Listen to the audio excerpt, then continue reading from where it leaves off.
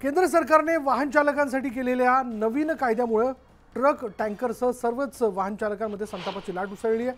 हा कायदा अन्यायकारक असल्याचा आरोप करत मनमाडमध्ये असलेल्या Indian oil, Bharat petroleum, Hindustan petroleum कंपनीतून इंधन आणि गॅस सिलेंडरची वाहतूक करणारे सुमारे 2000 पेक्षा जास्त टँकर आणि ट्रक चालकांनी आजपासून काम बंद आंदोलन सुरू केलेलं आहे। आणि या संपामुळे ऑइल कंपन्यांच्या प्रकल्पातून राज्यातील वेगवेगळ्या भागातील पेट्रोल पंपावर केला जाणारा पेट्रोल डिझेलसह गॅस सिलेंडर पुरवठा देखील ठप्प होईल।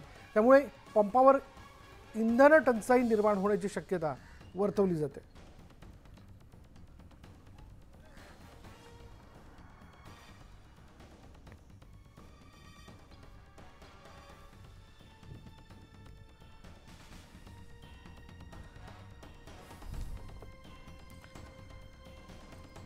केंद्र सरकारने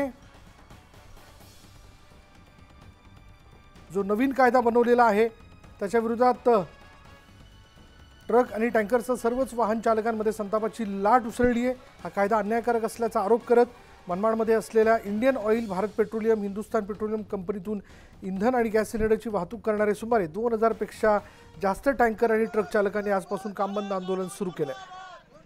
संपामुळे ऑइल कंपन्यांच्या प्रकल्पातून राज्यातील वेगवेगळ्या भागातील पेट्रोल पंपावर केला जाणारा पेट्रोल डिझेलसह गॅस सिलेंडर पुरवठा देखील ठप्प होणार आहे।